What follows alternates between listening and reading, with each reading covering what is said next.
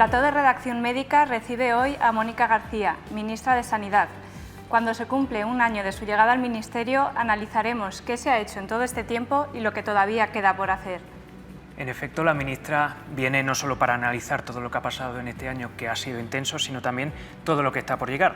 El calendario legislativo se avecina especialmente prolífico, con leyes que todavía quedan pendientes, como esa Ley de Garantías y Uso Racional del Medicamento, el Plan de Acción de Atención Primaria o la Ley de Listas de Espera.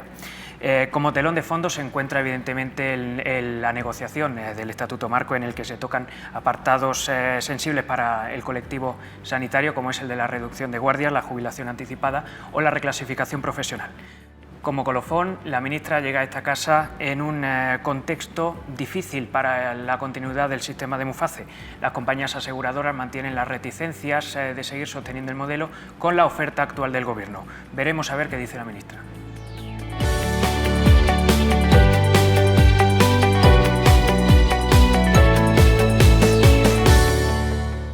Buenos días, bienvenida Mónica. Antes que nada, gracias por darnos esta entrevista.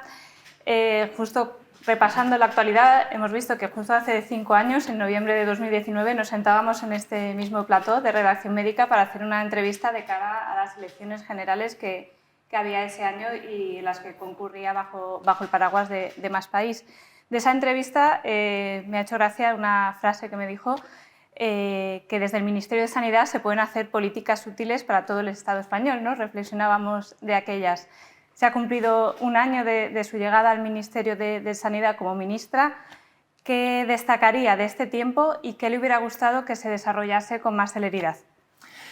Bueno, seguramente esa frase viene de haber considerado durante mucho tiempo, hasta que llegó la pandemia seguramente, ¿no? De haber considerado al Ministerio de Sanidad, esto que se dice de no tiene competencias o que es una especie de Ministerio María. Por supuesto, yo niego la mayor, creo que es desde el Ministerio de Sanidad, desde el que se vela por la sanidad, por la salud de toda la población y desde el que se hacen los marcos regulatorios y los marcos que homogenizan y que hacen que cualquier paciente o cualquier ciudadano, viva donde viva, tenga el mismo acceso y las mismas oportunidades a preservar su salud, ¿no? Con respecto a este año, yo creo que ha sido un año muy fructífero. Desde que llegamos al Ministerio, lo primero, nos hemos encontrado con un equipo de funcionarios absolutamente maravilloso. Y desde que llegamos al Ministerio lo que hemos hecho ha sido también abrir todos los cajones, sacar todas aquellas normas o todas aquellas legislaciones que estaban pendientes, que llevan pendientes mucho tiempo o que, bueno, pues por lo que sea no se habían impulsado, ¿no? Desde el plan de prevención contra el tabaquismo hasta, bueno, pues todos los planes que tienen que ver con la atención primaria, el impulso del cuidado de nuestros profesionales, el Estatuto Marco, la Ley de Garantías del Medicamento, etcétera, etcétera, ¿no? Entonces, bueno, yo creo que ha sido un año muy fructífero, sabiendo que los tiempos políticos y los tiempos parlamentarios, que una vez que tú dejas la ley, ¿no? Como tenemos la ley de la Agencia de Salud Pública o de la universalidad, la dejas en el Congreso, bueno, pues ahí los tiempos se dilatan un poco más y yo que soy anestesista, que estoy acostumbrada a actuar nada más haya algún problema, pues hombre, los tiempos políticos son un poquito más dilatados, pero siempre que sean para cambiar realmente estructuralmente parte de nuestro sistema sanitario, pues esperaremos lo que sea necesario. Comentaba el tema del Estatuto Marco. Estos últimos días se están sucediendo reuniones del Ministerio con distintos sindicatos que conforman ese ámbito de negociación.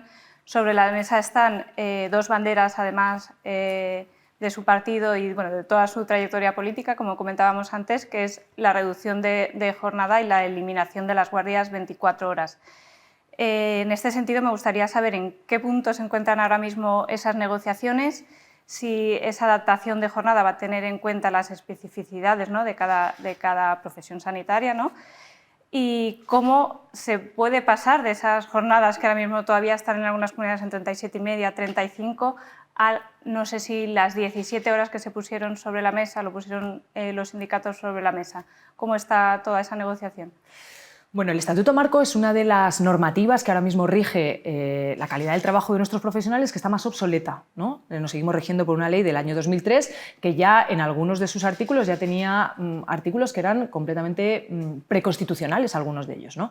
Entonces, bueno, una de las iniciativas que yo he querido impulsar ímpetu, no solamente como un cambio de chapa y pintura, sino con un cambio profundo de la estructura de nuestra regulación del Estatuto Marco, es bueno, pues todo lo que tiene que ver con la definición de las jornadas, lo que supone una jornada ordinaria, una jornada de guardia, una jornada extraordinaria, regular no solamente desde el punto de vista de la seguridad y de la salud de los profesionales, sino también de la garantía y de la seguridad de los pacientes, ¿no? Estamos poniendo en riesgo, siempre lo decimos, nadie quiere ser el paciente que es atendido en la hora 23, después de llevar 23 horas trabajando ese profesional, y yo que he hecho muchas guardias a lo largo de mi vida y que me he pasado muchas noches en el hospital, creo que tenemos un sistema que es completamente arcaico y que no regula bien, en el cual no somos capaces de desarrollar plenamente la potencialidad que tenemos como profesionales y que no somos capaces de desarrollar nuestro cuidado de nuestros pacientes. Entonces,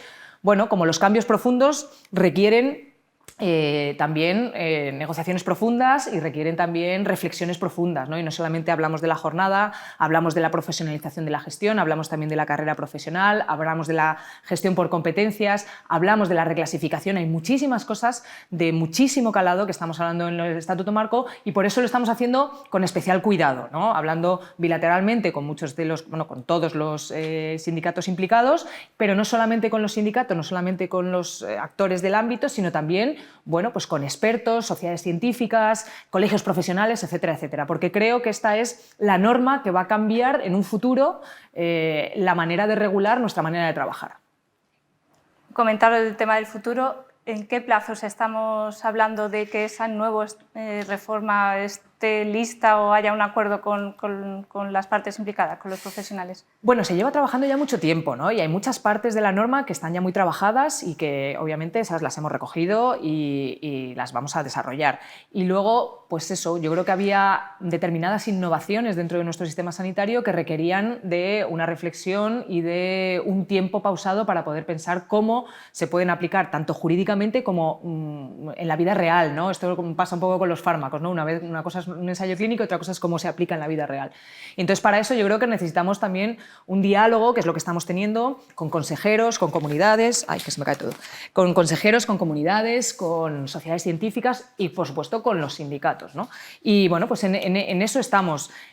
Nuestra pretensión es que tengamos un texto lo más parecido ya al texto final a finales de este año, principios del siguiente, como muchísimo. A partir de ahí entra otra vez la vía legislativa en la cual obviamente vuelve a entrar otra vez el juego legislativo de las enmiendas parciales, etcétera, etcétera, ¿no? Pero yo sí que creo que merecía la pena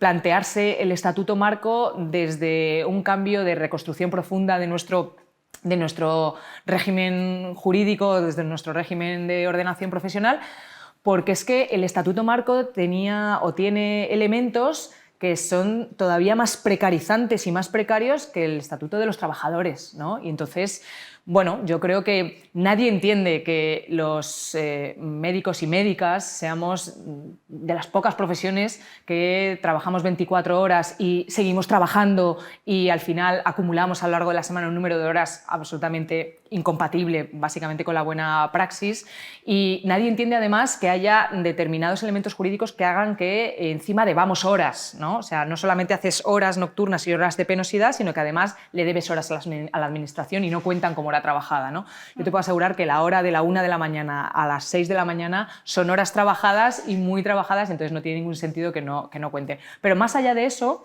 queremos ir más allá, queremos ir a un desarrollo profesional horizontal, queremos ir también a una profesionalización de la gestión, ¿no? Nosotros, a día de hoy, nuestros directivos lo dicen ellos mismos, la propia sociedad de directivos dice que su cargo depende más de su color político que de sus conocimientos, y esto es un lastre para nuestro sistema sanitario. Entonces, bueno, todas estas cosas las tenemos que ir abordando, igual que la Ley de Ordenación de Profesiones Sanitarias, igual que las funciones, y muchas cosas que llevan mucho tiempo pendientes porque son, digámoslo así, popularmente melones muy complejos de abrir y que luego pues, que te abren otra serie de problemas o dificultades.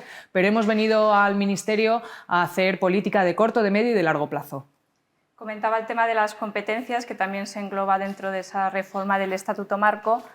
no solo competencias, sino también la clasificación, ¿no?, de las profesiones sanitarias. Tenemos por un lado a los médicos que quieren un nivel de A+, enfermería demanda estar en el A1, subyace también el debate de la prescripción enfermera. Hasta ahora se estaba apostando más por guías de indicación y desde el Ministerio se ha matizado que, bueno, el fin quiere ser la prescripción directa en determinadas situaciones. ¿Qué solución concreta se está planteando desde Sanidad para esa reclasificación? No sé si más acorde con el espacio europeo de educación superior. Eso por un lado. Y luego, con el tema de la prescripción, indicación enfermera, ¿qué batalla legal esperan, porque ya se han judicializado, ¿no?, determinadas guías de indicación, pues al dar el paso más hacia la prescripción? Bueno, lo primero con respecto a la clasificación, que la reclasificación, creo que ahí necesitamos una clasificación que se adecue a la realidad de nuestro sistema sanitario, ¿vale? Que no siempre es la misma realidad que la de la Administración General del Estado. Y entonces, bueno, pues en esto vamos a hacer una clasificación efectivamente basada en los MECES, los MECUS, y bueno, pues estamos en proceso de negociación, pero yo creo que es la más sensata, que luego tendrá que tener sus equivalencias en caso de que necesites alguna equivalencia con la Administración General del Estado. Y con respecto a la prescripción enfermera, que yo creo que es una cosa muy interesante, que es cómo abordamos el que cada uno de nuestras categorías profesionales son capaces de ejercer al máximo de su competencia, ¿no? Y cómo aprovechamos todo el talento y todos los recursos que tenemos en un sistema que necesita muchos recursos. Y cómo le ofrecemos al paciente, desde la gestión de la demanda, no de la gestión de la oferta, sino de la necesidad del paciente, cómo le ofrecemos para cada una de las situaciones el mejor profesional que le puede dar sus mejores conocimientos, ¿no? Y en ese ámbito nosotros sí que apostamos desde que hemos llegado porque, bueno, pues que el rol de la enfermería y las competencias de la enfermería creo que pueden ampliarse siempre y cuando haya un respeto de funciones, y yo creo que aquí no hay ningún tipo de alguna manera de choque competencial, ¿no?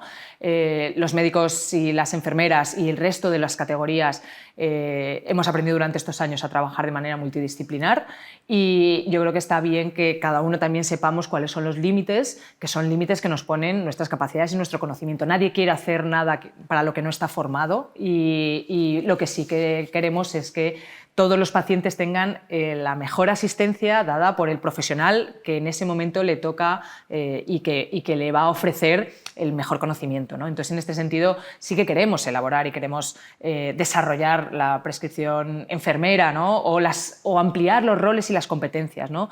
Ahora que estamos hablando también de atención primaria, creo que las competencias de los médicos y médicas de atención primaria están muy desarrolladas y le tenemos que dar, yo creo que también un empujón a las competencias y los roles de la enfermería en atención primaria, ¿no? Pero para lo mismo, insistimos, por ejemplo, en el Estatuto Marco, en que el trabajo es multidisciplinar, que ya esto ha cambiado, que esto no es una jerarquía y que tenemos que trabajar de la mejor manera posible para beneficiar básicamente a quien nos debemos, que son nuestros pacientes. Otra de las cuestiones que demandan los distintos profesionales del sistema sanitario es la jubilación anticipada, ¿no?, de la que gozan otras profesiones. Aunque entran en juego distintos ministerios, no solo el Ministerio de Sanidad. Ayer Alda Recas, ahora diputada en el Congreso de los Diputados y hasta hace poco asesora del Ministerio de Sanidad y coordinadora del Comité de Cuidados, en la Comisión de Sanidad planteó que desde el Ministerio se estaba estudiando hacer algún estudio, ¿no?, que avalase un poco las evidencias de por qué sí o por qué no la sanidad debería optar a esa prejubilación. No sé si esa jubilación anticipada podría ser para todos los profesionales, por categorías, dependiendo del caso concreto, de qué forma se la plantea el Ministerio de Sanidad y cómo se está negociando con otros ministerios del Gobierno. Bueno, yo creo que al ser un tema que no es meramente competencia nuestra, ¿no? Yo creo que sería imprudente que yo hablara de algo en lo que tienen que decir, los que sobre todo tienen que decir es Función Pública y Seguridad Social, ¿no? Son dos ministerios competentes, y creo que además cuando hablamos de las jubilaciones tenemos que hablar de las jubilaciones, tenemos que ver realmente socialmente, ¿no?, un paquete más amplio, ¿no?, que solamente lo que nos afecta a nosotros. Por eso yo creo que sería imprudente por mi parte manifestar cualquier cosa que no haya sido hablada, dialogada y consensuada con el resto de los ministerios. Otra de las cuestiones clave durante, pues, cuando se presentaba, ¿no?, sumar a las elecciones era la nueva ley de listas de espera, ¿no?, de qué forma se iba a normativizar. Nos comentaron que se iban a basar en 2 reales decretos, ¿no?, antiguos como base, ¿no?, para desarrollar esa ley. ¿Para cuándo se prevé que pueda haber una aproximación de esa ley y qué plazos les gustaría fijar por ley al Ministerio de Sanidad? Porque ya hay unos, ¿no?, que no se están llegando a cumplir en el Real Decreto del 2003, creo que es, si no me equivoco. ¿Cómo se va a normativizar eso y cuándo prevén que esté listo? Bueno, en las listas de espera efectivamente es una norma completamente obsoleta que la queremos renovar para 2 funciones fundamentalmente, dar transparencia y trazabilidad, ¿no? Ahora mismo lo que tenemos es una ley que lo que permite es una ingeniería estadística de la cual cada una de las comunidades da un solo dato, 1, 35, 105, tal, y que no sabemos muy bien a qué se refiere, 35 días para qué, o 42 o 52 para qué, para operarte una variz o para operarte un tumor diagnosticado, para diagnosticarte de ese tumor, para ver a un especialista por una patología menor o por una patología grave. Entonces, ahora mismo tenemos una caja negra que se llama listas de espera, que además ha sido utilizada bastante torticeramente y políticamente por algunos actores políticos para hacer una especie de ranking absurdo de listas de espera, cuando lo que tenemos que pensar es en el paciente que espera, ¿no? No en el gobierno que saca una bola y dice 52, ¿no? Entonces, lo que hace la ley desde el punto de vista estatal, desde el punto de vista del Ministerio, es, vale, en qué momento empezamos a recoger los datos, cómo recogemos esos datos, y además ahora estamos en un mundo digitalizado,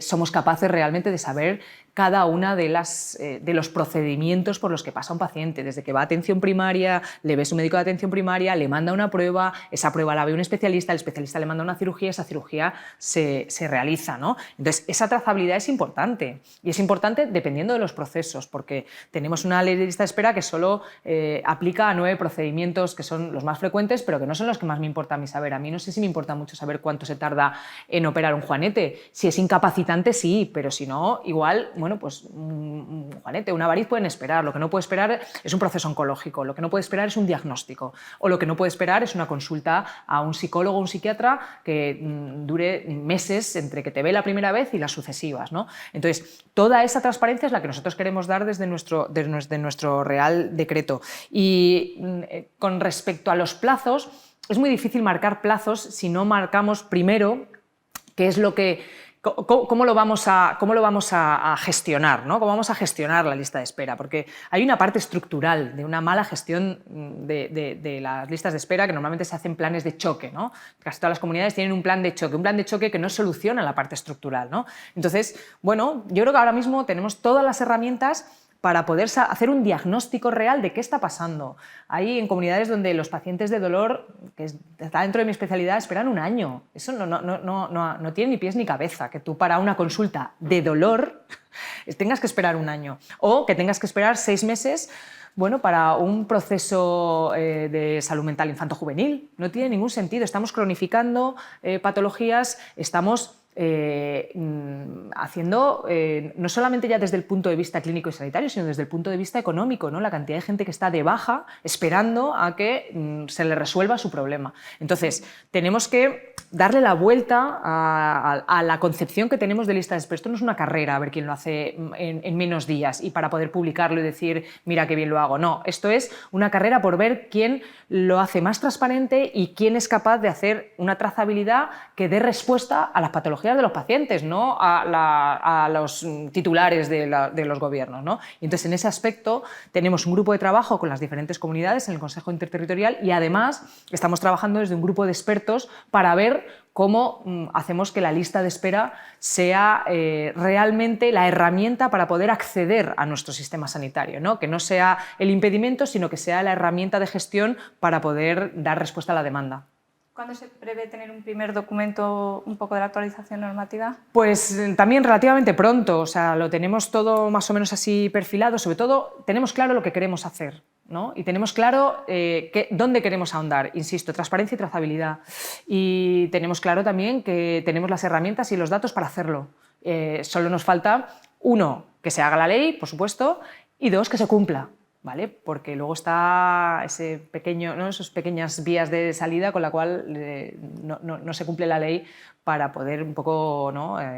Bueno, pues maquillar, ¿no? Una realidad, que es una realidad que si tú tienes una analítica, te dan una analítica y te la dan tapada, pues no puedes diagnosticar. Pues aquí pasa lo mismo. Si aquí te dan una lista de espera y te la dan tapada y no estás viendo realmente la lista de espera, que es lo que está pasando, pues no la puedes tratar. Supongo que están buscando ese encaje para obligar, ¿no?, a que los datos sean ciertos, ¿no?, contra esa opacidad un poco.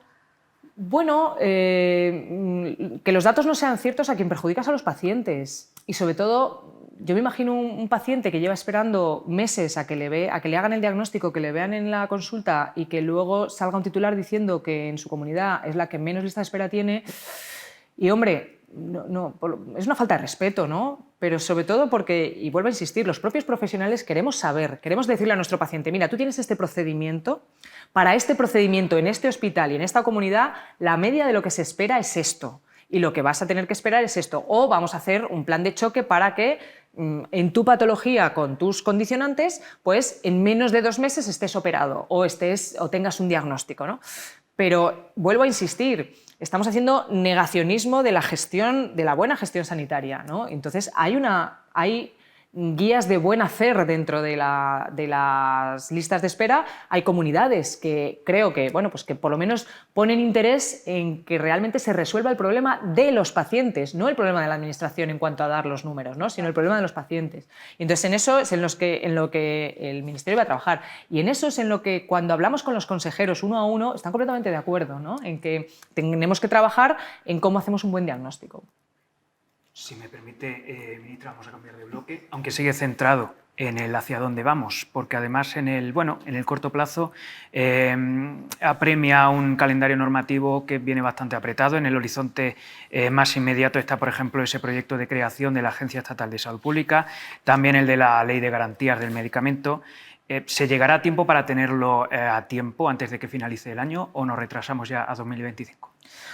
Bueno, yo vuelvo a decir que cuando ya nosotros entregamos el trabajo hecho al Poder Legislativo, el Poder Legislativo tiene sus tiempos y nosotros nos gustaría que por lo menos la ponencia fuera la ponencia de la Agencia Estatal de Salud Pública, que es la primera que ha llegado, bueno, pues que se tramitara lo antes posible, ¿no? Y también es verdad que hay mucho trabajo previo antes de que eso llegue no solo que llegue al Congreso, sino que llegue a votarse, ¿no? Porque creo que también hay un trabajo que no se ve siempre, que tiene que ver con explicar, con recoger enmiendas parciales, las enmiendas, etcétera, etcétera, y las aportaciones que cada uno legítimamente también quiere que salgan, ¿no?, en el texto. Entonces, bueno, la cosa, si es lenta pero es segura, bueno, pues podemos esperar. Pero yo creo que a lo largo de la ley de la Agencia de Salud Pública, que es una demanda que llevamos esperando desde el año 2011 y que vimos que era apremiante después de la pandemia, pero que yo creo que estamos viendo, y en todas las crisis sanitarias que estamos viendo, la importancia que tiene tener una vigilancia epidemiológica que sea una red que actúe a nivel estatal y que seamos capaces de colocar a nuestros expertos en red y que apliquemos todo el conocimiento para cualquier problema que tengamos, no solamente epidemiológico, sino de enfermedades transmisibles, no transmisibles, etcétera, etcétera, ¿no? Porque eso nos va a dar una visión de qué es lo que está pasando. Y eso, bueno, pues será la primera. Yo espero que la ponencia sea antes de Navidad y que salga lo antes posible. ¿El Consejo de Ministros abordará o tramitará esa ley de garantía de medicamentos de forma inminente antes de que concluya el año? En principio estamos trabajando para que así sea. ¿Vale? Es verdad que ahora tenemos también el plan de industria farmacéutica, o sea que tenemos muchas cosas y bueno, pues ya sabéis que a nosotros en concreto se nos acumulan, ¿no?, las iniciativas que hemos ido sacando y que tenemos que llevar y que tenemos que desarrollar, pero sí que me gustaría que la ley de garantías, que también es un buen impulso, ¿no?, a toda la parte de la industria farmacéutica, de los medicamentos, de cómo regulamos bien y cómo somos capaces también de hacer, bueno, pues una conjunción de intereses, ¿no?, entre la industria y el interés público. Al hilo de esa ley, en farmacia, en comunidades autónomas también, se ha levantado cierta preocupación acerca de la rebaja del precio del genérico frente a la marca del medicamento, sobre todo por la posibilidad de que pueda generar desabastecimientos. ¿Cómo se va a afrontar esta cuestión? Bueno, o sea, lo que hemos hecho ha sido añadir flexibilidad, porque es verdad que muchas de las veces la fijación de precios a la baja, ¿vale?, lo que ha hecho en algunos casos es cierto desabastecimiento o cierto desinterés por parte de las industrias a la hora de, bueno, pues de comercializar, ¿no? Entonces, hay fármacos que hay que bajarles el precio y hay otros a los que hay que ponerles en el nivel de donde realmente están aportando ese valor añadido a la salud de los ciudadanos, ¿no? Y yo creo que en esa flexibilidad es donde se mueve la ley de garantías, ¿no? Que no es una ley que viene a reducir el espacio de negociación, sino todo lo contrario, ¿no? Y en ese sentido poner siempre en el centro cuál es el valor añadido que aporta no solamente los medicamentos innovadores, sino también bueno, pues los genéricos, los biosimilares y ¿cómo se dice? Los reposicionamientos, ¿vale?, de algunos medicamentos que, bueno, están para una indicación y ahora de repente aparece como otra indicación, ¿no? Yo creo que va a quedar una ley bastante adecuada a la realidad y a las necesidades de los pacientes y bastante adecuada a los intereses del interés general. El Ministerio de Sanidad dividió en tres ese proyecto normativo que conocemos como Ley Darias. El objetivo inicial era facilitar su tramitación en el Congreso. Por un lado tenemos la Ley de Universalidad, un proyecto que, por cierto, ya fue aprobado por el Consejo de Ministros el pasado mayo. Tenemos también el de la Ley de Cohesión y el de la Ley de Gestión Pública. Son tres iniciativas que son ambiciosas, pero llegan en un contexto parlamentario en el que sacar adelante una iniciativa se ha convertido en algo delicado, ¿no?, en una proeza. ¿Podrá ser lo suficientemente ambiciosa los diferentes planes del Ministerio de Sanidad para atraer, sobre todo, a otras fuerzas políticas y evitar que vuelvan a callar? Bueno, nosotros somos ambiciosos desde el Ministerio de Sanidad y, sobre todo, somos también, venimos avalados por la evidencia científica y somos también persistentes y pertinaces a la hora de convencer, ¿no? Yo creo que el sistema sanitario es una de las cosas que es capaz de aglutinar, ¿no?, a las diferentes fuerzas políticas y, sobre todo, en elementos que son de protección de nuestro sistema sanitario y de protección de la salud de nuestros ciudadanos, ¿no? Yo siempre pongo el ejemplo de cuando pides un deseo, lo primero que pides es tener salud para ti y para tus seres queridos, ¿no? Pues eso yo creo que se traslada y creo que el sistema sanitario es lo que aglutina, es parte de lo que aglutina a todos los grupos parlamentarios y, de hecho, lo vemos en el Consejo Interterritorial, que, a pesar de lo que pueda parecer fuera, realmente hacemos un trabajo entre diferentes fuerzas políticas y entre diferentes sentires políticos, por decirlo de alguna manera, pero cuando nos ponemos a trabajar realmente en el cuidado y la protección de la salud de la gente, ahí todos somos pacientes, ¿no? Y entonces es verdad que hay una aritmética parlamentaria complicada y, sin embargo, en esa aritmética creo que la parte aglutinadora de lo que significa la salud y lo que significa la protección de nuestro Sistema Nacional de Salud, del cual estamos todos orgullosos de izquierdas a derechas, incluso aquellos que la han intentado desguazar y privatizar, supongo que algo de orgullo también sentirán, ¿no?, de tener un sistema sanitario que es reconocido en el resto del mundo, pues yo creo que, bueno, con persuasión, somos ambiciosos pero somos persuasivos y yo creo que vamos a, por lo menos por nuestra parte, que no quede, ¿no? Vamos a intentar que salgan todas las leyes con toda la ambición posible. La industria ha acogido también con optimismo, ha abrazado ese decreto de evaluación de tecnologías sanitarias que se destina, entre otros ámbitos, a crear un sistema de acceso temprano a innovaciones. Sin embargo, ponía de relieve el propio sector que las líneas presupuestarias determinadas para terapias avanzadas no están claras todavía, exigían una partida que marque la línea presupuestaria en ese sentido. Quería consultarle qué planes hay, cómo se está estimulando el acceso temprano a la innovación. Bueno, lo que estamos haciendo con el plan de industria farmacéutica es una cosa súper interesante, que es aunar los intereses legítimos y comerciales de las diferentes industrias con el interés general, ¿vale? Y que el sector público, el Estado, las comunidades, las instituciones no seamos un convidado de piedra, sino que seamos capaces también de intervenir y decir dónde queremos que se innove y a dónde queremos llegar, y que haya también unos saldos que sean sostenibles para todos y para todas, ¿no? Porque si no, de alguna manera rompemos la baraja. Y yo siempre le digo a las diferentes industrias con las que nos hemos reunido, los avances en la innovación, a veces hay avances de gigante, ¿vale? Muy pocas veces. Pero lo que no podemos es dejarnos todo el empeño y todo el esfuerzo presupuestario también en los pequeños avances que nos impidan llegar al gran avance. ¿Vale? Entonces, esos pequeños avances que vamos viendo en diferentes innovaciones, bueno, pues que aumentan en unos meses la esperanza de vida, etcétera, etcétera, que esos avances no nos impidan seguir investigando y seguir invirtiendo en llegar al gran avance, que es hacer de muchos de los tumores hacer una enfermedad crónica que no altere la calidad de vida ni la esperanza de vida, ¿no? Entonces, en ese equilibrio estamos trabajando y creo que en este plan somos un país que somos muy interesante por dos cosas. Somos un país que tiene muchas fábricas, mucha producción de medicamentos y somos un país que somos el segundo o tercer país, segundo creo, después de Estados Unidos y no sé si está China también, pero después de Estados Unidos seguro, en el que tenemos más ensayos clínicos y esto no es casualidad. Somos muy atractivos y muy competitivos porque tenemos un sistema nacional de salud muy potente, con profesionales con muchísimo talento, con muchísimo conocimiento, un sistema nacional de salud que es universal, con lo cual nuestra muestra de pacientes es una muestra que es perfecta de alguna manera para, bueno, pues para introducir esos fármacos innovadores y tenemos unos hospitales y unos profesionales y unas instalaciones y unas infraestructuras que son la envidia de medio mundo.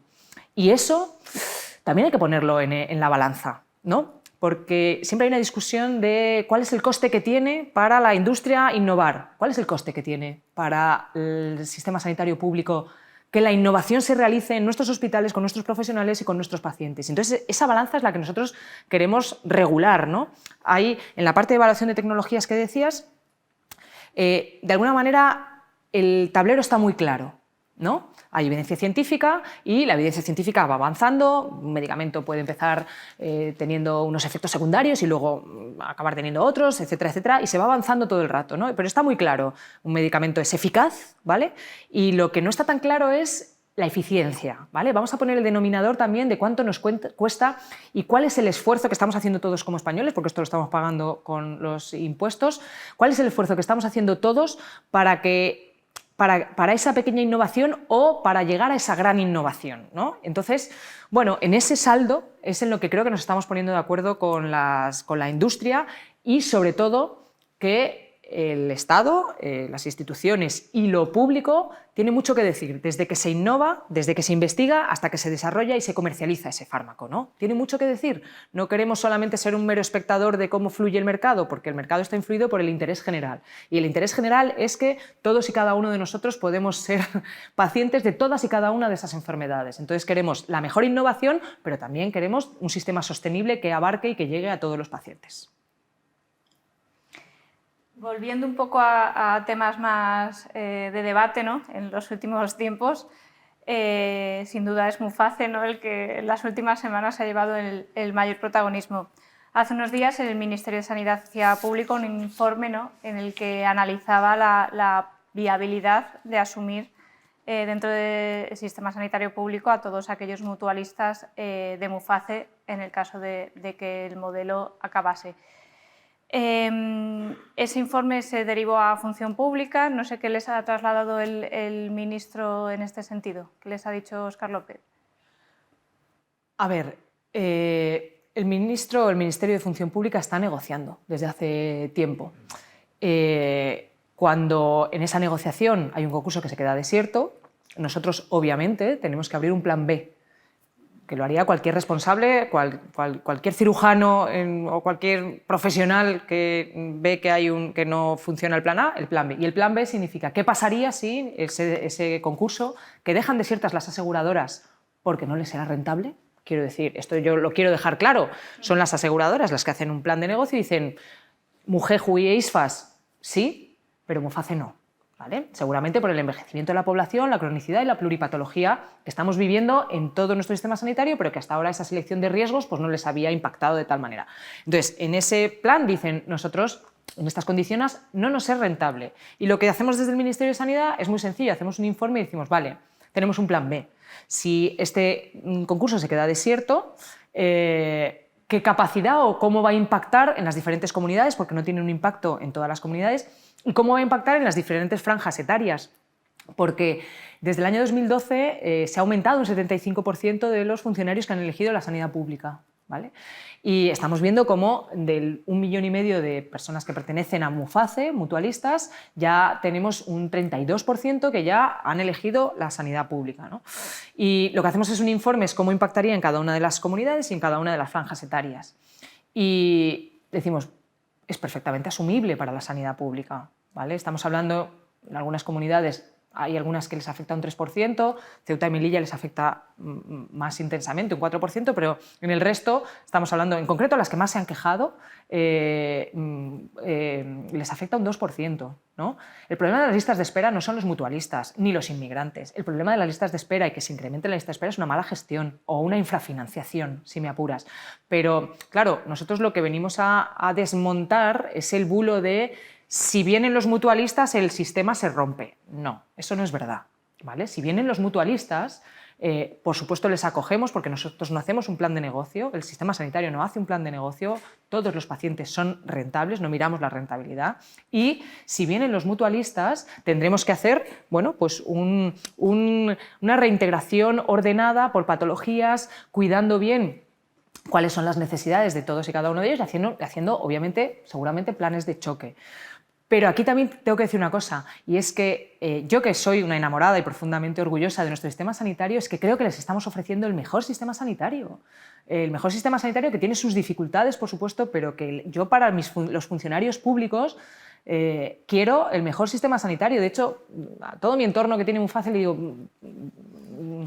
Y sobre todo en una franja etaria en la que creo que el sistema sanitario ofrece muchísima mejor asistencia, como puede ser en la franja etaria de la gente que es más mayor, que tiene más patologías crónicas. Porque ahí tenemos la clave, el corazón de nuestro sistema, que es la atención primaria. Quiero decir, que tú tengas un médico, una médica, una enfermera, un equipo que te va a seguir durante toda la vida, que te conozca a ti, tu patología, la de tu familia, la de tu comunidad y la de tu entorno, eso no tiene precio. Eso no tiene precio, somos la envidia del resto de España, del resto del mundo, perdón, por nuestra universalidad y por nuestra atención primaria. Bueno, pues eso es lo que les ofrecemos también a nuestros funcionarios públicos, ¿no? El orgullo de pertenecer a un sistema que es muy eficiente y que además, en concreto, en la parte que no es rentable, creo que tenemos herramientas para cuidar de manera mucho más eficiente a nuestros pacientes mayores, pluripatológicos y crónicos.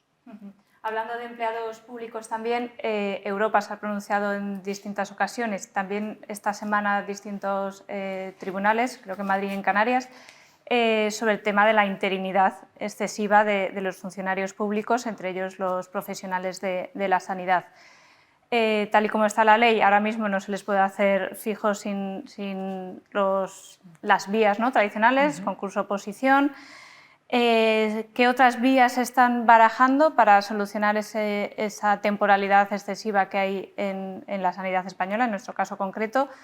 ¿Y de qué forma podrían optar a una plaza fija sin que sean el típico concurso-oposición? Bueno, aquí hay dos cosas. Una, Europa nos ha tirado de las orejas en una cosa que era absolutamente inasumible. En concreto, en sanidad, el nivel de temporalidad y de precariedad. Tenemos a los profesionales de élite mejor formados y les estamos tratando y cuidando mal, ¿no? Y entonces Europa nos ha dicho, básicamente, esto no puede ser y además el que lo haga tiene que estar sancionado, porque una de las cosas que nos ha dicho, no hay elementos para sancionar a quien no lo hace bien, ¿no? A quien mantiene de manera temporal a gente que son puestos estructurales y que, bueno, pues que ya lleva una serie de años que han demostrado que hay una necesidad del sistema, ¿no? No es una... Y hemos visto a lo largo de estos años absolutas aberraciones de gente que tiene encadenados 30, 40, gente que lleva estudiando para esto 10, 12 años y que luego tienen más contratos que años estudiados, ¿no? O que meses estudiados. Entonces, esto lo estamos... por supuesto lo queremos trasladar, ya hay una parte que viene de Europa y la que tenemos que trasladar directamente en el Estatuto Marco, que es cómo afrontamos la temporalidad, cómo hacemos que, bueno, pues esa manera de fijación, es que no me sale otra palabra, pero es cómo hacemos fijos realmente a gente que es estructural, que es necesaria, ¿no? Y Lo que sí que es verdad es que estamos hablando mucho con función pública, porque sí que va a haber un cambio a nivel de la función pública, porque Europa nos lo exige, no solamente a nivel estatutario, y entonces, bueno, vamos a ver cómo las mismas normas aplican a los estatutarios y a la Administración General del Estado, ¿no? Para que no haya disonancias. Pero espero que de aquí a poco tiempo podamos decir que la temporalidad es esa cosa que nosotros vivimos de compañeros nuestros que tuvieron que encadenar contratos, pero que no vuelva a pasar, porque al final es una trampa que nos hemos hecho a nosotros mismos, digo a las instituciones. Las instituciones han hecho a ellas mismas de pensar que por tener a alguien durante 10 años de eventual iba a tener mejor capacidad para desarrollar mejor su trabajo que alguien que tienes estabilizando su talento, ¿no? Y esto también viene de Europa, que nos dice tenéis que retener el talento, ¿no? Cuando hablamos con la OMS y sobre todo con la Oficina de Atención Primaria, estamos hablando, por ejemplo, cuando hablamos de las plazas de atención primaria, de crear más plazas, y nos dicen primero retener y luego hacer, ¿no? Porque si hay comunidades que no son capaces de retener ni el 60% de la gente que termina el MIR, pues es muy difícil que sigamos haciendo una máquina de gente que se está formando, que tarda 10 años en formarse, para que luego les demos unas condiciones de trabajo tan precarias que es que digan, mira, yo así no ejerzo mi profesión, ¿no? Precisamente la atención primaria iba a comentarte. Correcto, se refería a ese primer nivel asistencial, que es foco de debate no solo en las Cortes Generales, que evidentemente también, sino también en la calle. La gente lo que le importa es los problemas que pueda tener para acceder a recibir esa atención primaria. Cuál es su diagnóstico, qué sigue fallando y qué va a corregir ese plan de acción primaria, que si no andamos desencaminados el Consejo Interterritorial abordará próximamente. Sí, lo va a abordar en el siguiente Consejo Interterritorial. Pues primero poner en el centro una atención primaria que ya se puso en el año 2019 a través de la estrategia de atención primaria que derivó en los diferentes planes. Nosotros hemos evaluado los diferentes planes y queremos... La atención primaria no tiene una varita mágica que la solucione, ¿no? Necesita una mejora poliédrica en muchos aspectos. Uno, para que sea atractiva para los profesionales, y dos, para que sea eficaz y eficiente para los pacientes, ¿no? Antes de la pandemia era bastante inusual encontrarte centros de salud que te dieran cita para más de una semana, era casi como, ¿no?, la excepción, y ahora es casi que la norma, ¿no? Entonces, bueno, tenemos que ver cómo los profesionales en la consulta, primero, quitan toda la burocracia, porque tienes a un profesional de primer nivel, que es la élite, insisto, de la formación de nuestro país, haciendo burocracia. Eso es una pérdida de talento que no hay cómo sostenerla, y necesitamos reconstruir esa relación médico-paciente, ¿no? Esa relación de confianza. Si a ti te dan cita para dentro de 3 semanas o de 2 semanas de un proceso agudo que entiendes que te lo puede tratar tu médico de atención primaria, pero que no lo va a poder tratar porque en 3 semanas, una de dos, o se te ha pasado o ya, yo qué sé, o se te ha cronificado, ¿no?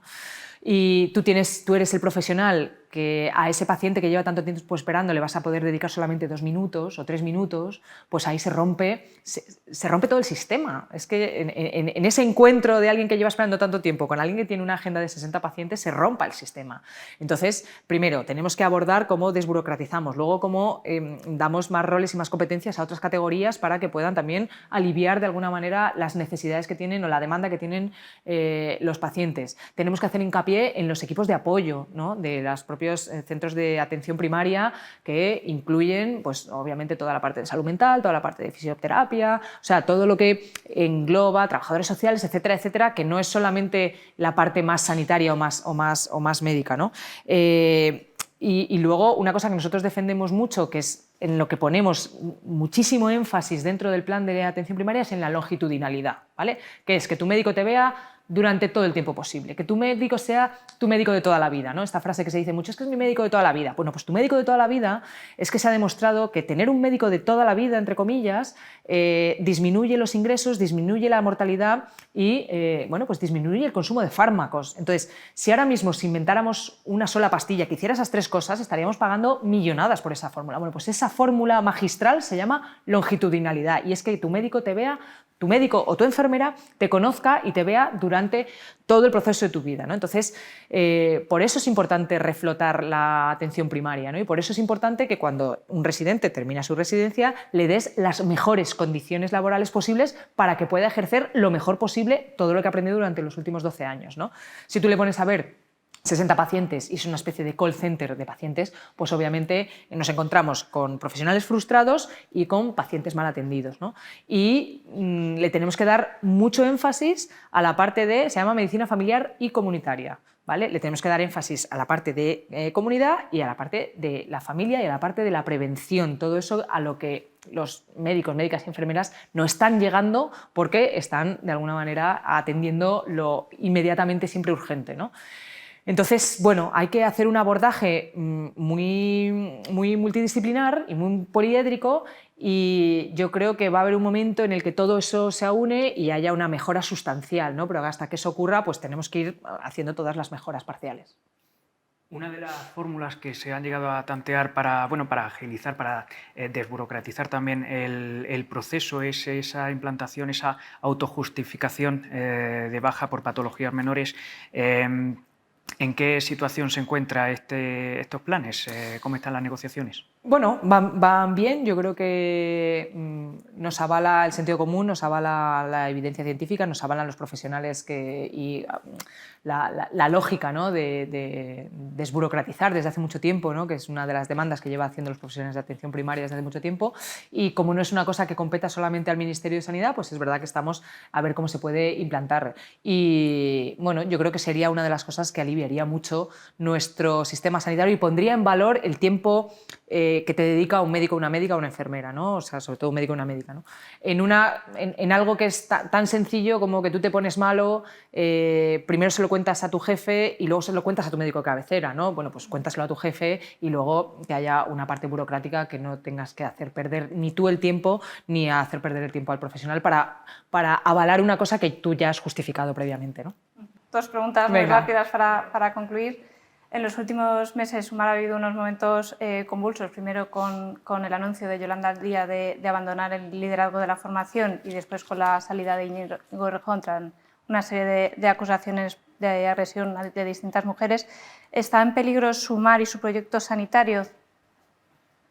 Yo aquí puedo hablar como líder de una formación política que es integrante de Sumar, que es Más Madrid, que no solo no está en peligro, sino que tenemos claro, ¿no?, para qué estamos en política, por qué estamos en política y básicamente ahora, ¿no?, en la Asamblea de Madrid nos hemos convertido en el único faro que hay de las políticas progresistas y el único faro que es la oposición real a las políticas que creo que no... las malas políticas de la señora Ayuso. Y luego, además, soy una orgullosa ministra de Sanidad que voy a hacer todo lo posible por reformar y reflotar nuestro Sistema Nacional de Salud. Así que, lejos de estar en peligro, yo creo que está en buenas manos, no por mí en concreto, sino por el equipazo que tenemos, el equipazo que hay dentro del Ministerio y también los equipos que hay dentro de las consejerías de Sanidad, que yo creo que después de la pandemia hemos aprendido a trabajar conjuntamente para mejorar la vida de la gente y mejorar la salud de la gente. Así que yo creo que en ese sentido gozamos de muy buena salud. Ya para terminar, comentaba que está orgullosa, ¿no?, de estar en el Ministerio de Sanidad. Usted ha sido médica del 12 de octubre, luego compaginó su labor asistencial con la política y ahora está más centrada en la política. ¿Cómo lleva a gobernar para los que son sus compañeros todavía de profesión y si lo echa un poquito de menos esa parte asistencial? Bueno, echo de menos, sí. Echo de menos a mi hospital, echo de menos a mis compañeros y echo de menos un poco la parte asistencial y creo que me marca el día a día, ¿no?, de la toma de decisiones. Creo que me marca primero el haber estado ahí y luego el haber aprendido de cómo se puede trabajar de otra manera, ¿no? Yo siempre hago esta relación entre las decisiones políticas y las decisiones médicas y de hecho dentro del Ministerio de Sanidad, cuando nos juntamos los diferentes equipos directivos o de las diferentes áreas, lo llamamos sesión clínica, ¿no?, porque incluso dentro del Consejo Interterritorial yo les digo a los consejeros, vamos a hacer de esto lo más parecido a una sesión clínica, que es, podemos discutir, podemos no estar de acuerdo en los diagnósticos y los tratamientos, pero al final llegamos a la mejor solución posible, ¿no?, al mínimo común múltiplo en el que nos ponemos de acuerdo para mejorar la salud de la gente. Y entonces nunca me olvido, y nunca me olvido, por supuesto, de que detrás de todas las políticas tengo compañeros que se están dejando la piel en los hospitales, en los centros de salud, y que hay gente muy comprometida y muy vocacional trabajando tanto dentro de los hospitales como dentro de las consejerías y dentro del ministerio, ¿no? Entonces, bueno, esa vocación y ese compromiso con el Sistema Nacional de Salud lo llevo siempre, y un poquito de esa práctica clínica también la llevo. Pues con esto dejamos la entrevista. Esperamos que todos esos proyectos normativos que nos ha ido comentando salgan próximamente, y le damos una vez más las gracias por haber venido al plató. Muchas gracias a vosotros. Muchas gracias. Muchas gracias.